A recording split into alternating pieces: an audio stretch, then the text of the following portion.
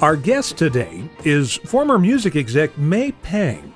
Her nearly 2-year relationship with John Lennon is the subject of a new documentary called The Lost Weekend, A Love Story. During that time that she was with John Lennon, John recorded 2 solo albums, produced a Harry Nilsson album, wrote songs, and collaborated with other artists, reunited with Paul McCartney, reconnected with his son Julian, and even went to Disney World. We should all have such productive lost weekends. May Pang, welcome to the show. I'm sorry for laughing, but it did sound funny when you put it all out there like that. It's actually 3 albums because we started with Mind Games, which is now 50 years ago. And then there was Walls and Bridges, and then there was Rock and Roll. So I want to take you back to the very beginning of all of this and how you first became a part of John Lennon and Yoko Ono's orbit, because you were in the music industry. You were working at Apple, correct? Correct. I was in the office, and they came into the Apple office in New York, and they were there to meet up with Alan Klein and to do 2 movies. They were shorts in 3 weeks. Shoot it, edit, show it, and that was it in 3 weeks. If anybody's in film, they know it's not as simple as all that. That's it's a long time process. So the first movie was called Up Your Legs Forever, which was Yoko wanting to donate 365 pairs of legs for peace. And then the second movie was called Fly, another one of hers where she wanted to shoot a fly crawling over this nude woman's body.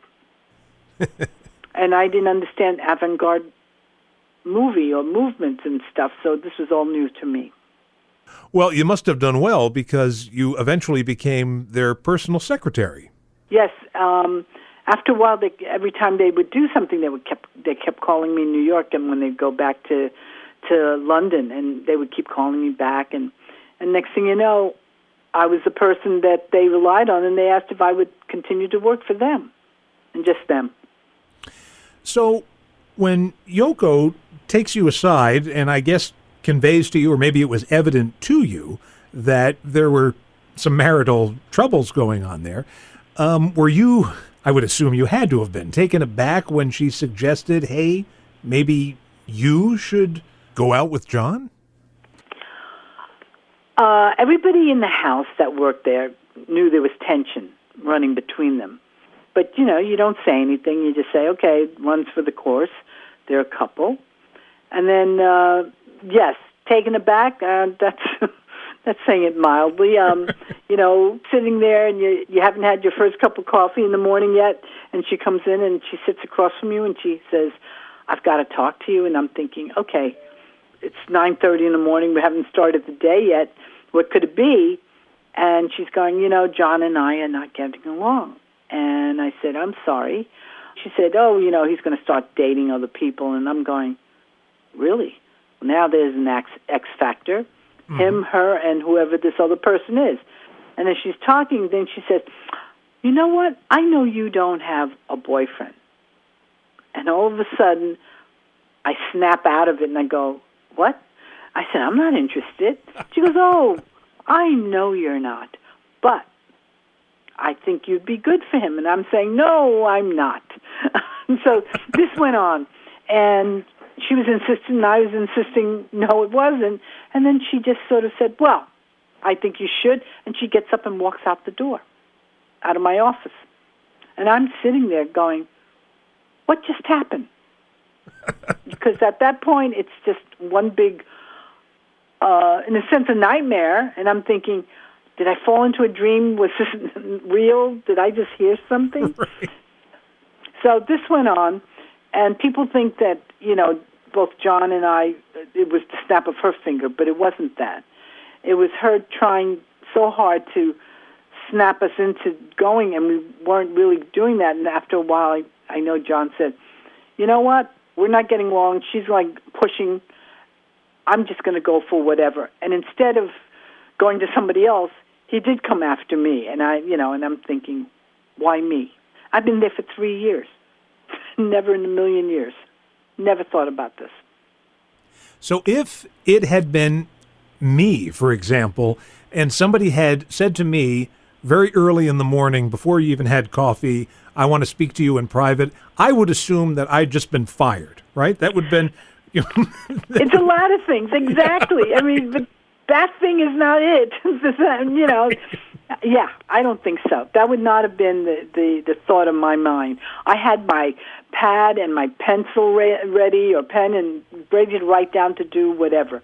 And when she said that, I just sort of looked at her and going, oh, my God, what is being said here? Believe me, I fought this whole thing, and it was only after he was chasing after me that I said, all right, you know, I'll check this out, but not really wanting to go in that direction at all. That's why it was just crazy.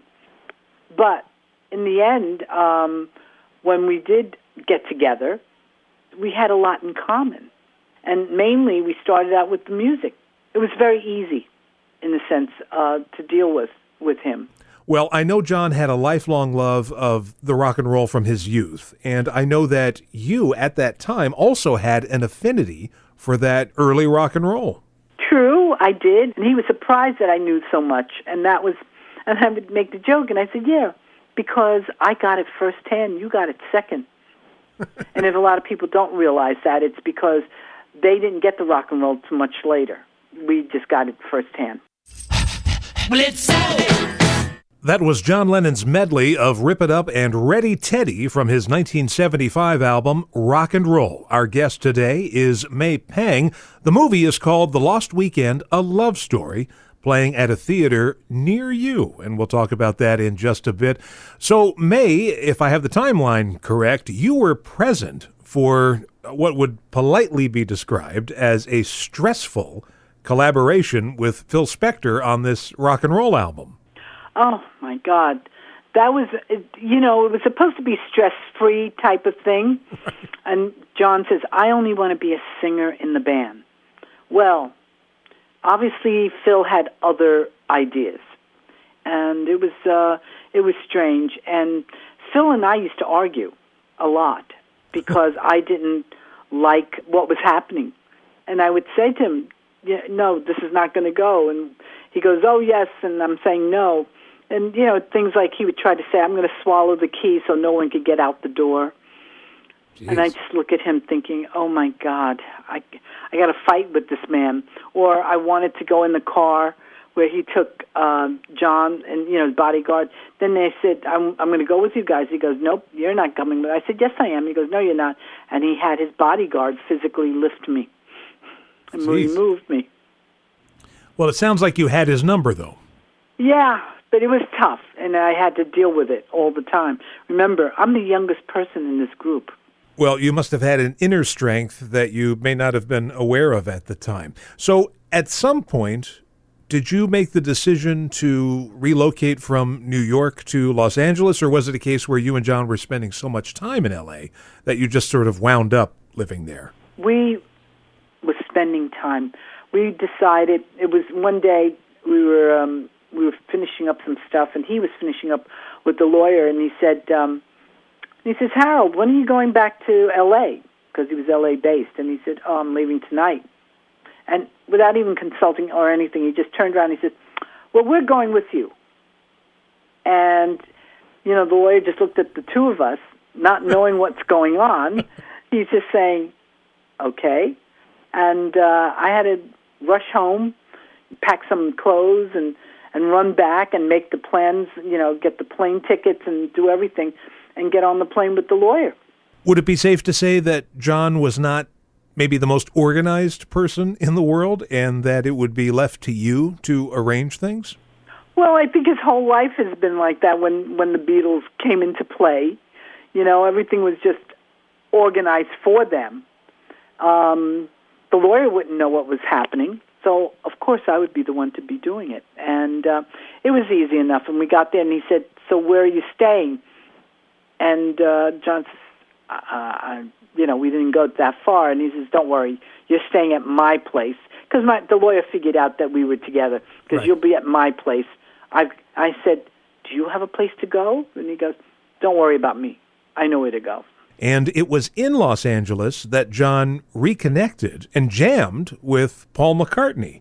And we know about this, one, because there's a bootleg of it, and also because you took photos of the two of them together.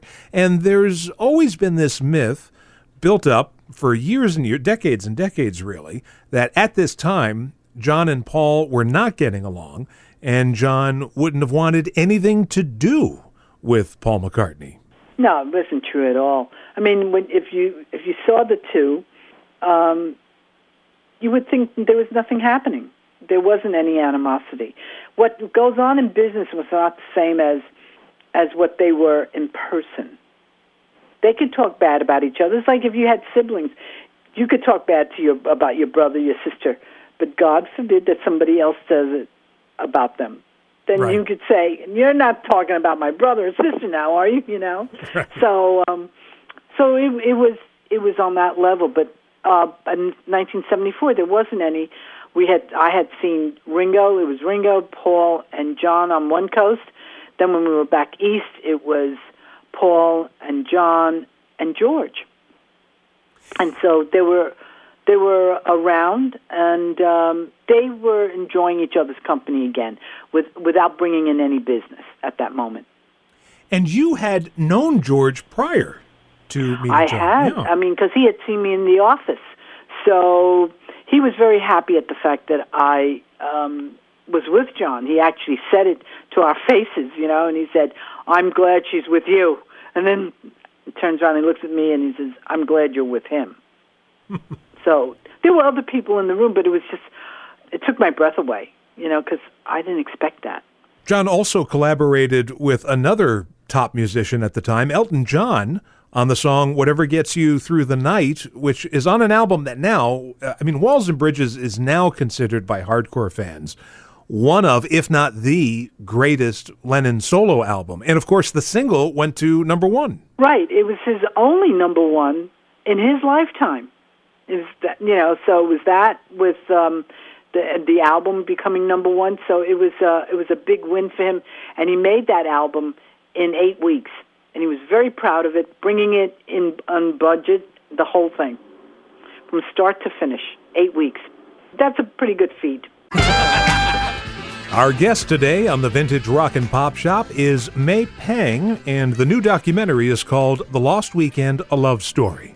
I wanted to mention how this era in John's life has been downplayed over the years, sometimes by John himself. He would refer to it as The Lost Weekend, a reference to the Ray Milland movie about alcoholism, because there was a famous incident where he was drunk at a Smothers Brothers performance, and there were a few more of these incidents, right. Where he was taking and you know photos. What? And those are the same ones that people keep bringing up, so it sounds like he was drunk the whole time.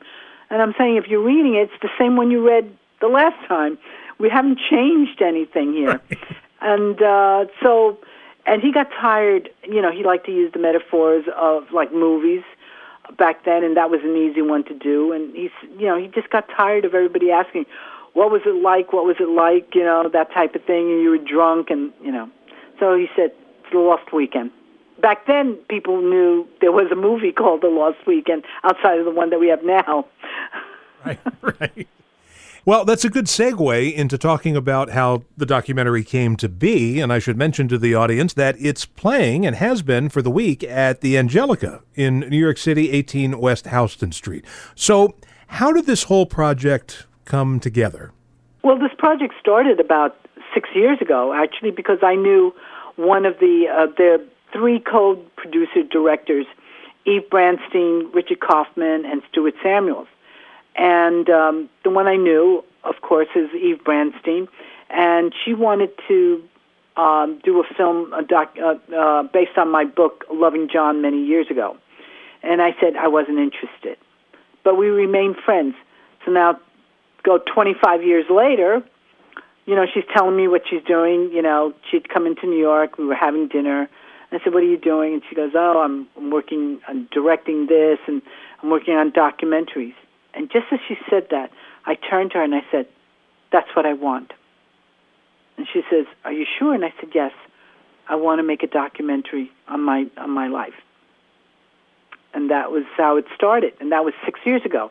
And the Angelica is going to play the movie for the full week, and I'm doing a Q&A on the 18th and the 19th, and they can go check out for tickets and where it's playing close to them at the lostweekendtickets.com. And we're just scratching the surface here because there's so much more to this story. People think, oh, he had this lost weekend, then he went back to Yoko, but your relationship with John continued, and that's something that is not often discussed. That is true. And I think that's why people need to go see the movie, because there's a whole thing that goes with it. This is not just, it continues. He was not expecting to go back. We were still doing things. We were about to buy a house. We were thinking about going down to New Orleans because Paul and Linda had just come over to our house, and and John said, what do you think if I started to write with Paul again? And I said to him, you're asking me who I think it's a great idea, and he would say, why? And I would say, listen, solo, you guys are good, but when the two of you wrote together, that was hard to beat. Yeah. So there was a lot going on there. I want to thank you so much for appearing on the show. I really enjoyed this conversation, and I hope you have a great rest of your day. Thank you. And I'll talk to you again soon, I'm sure. All right. Thank you, mate. Bye-bye. Okay, bye.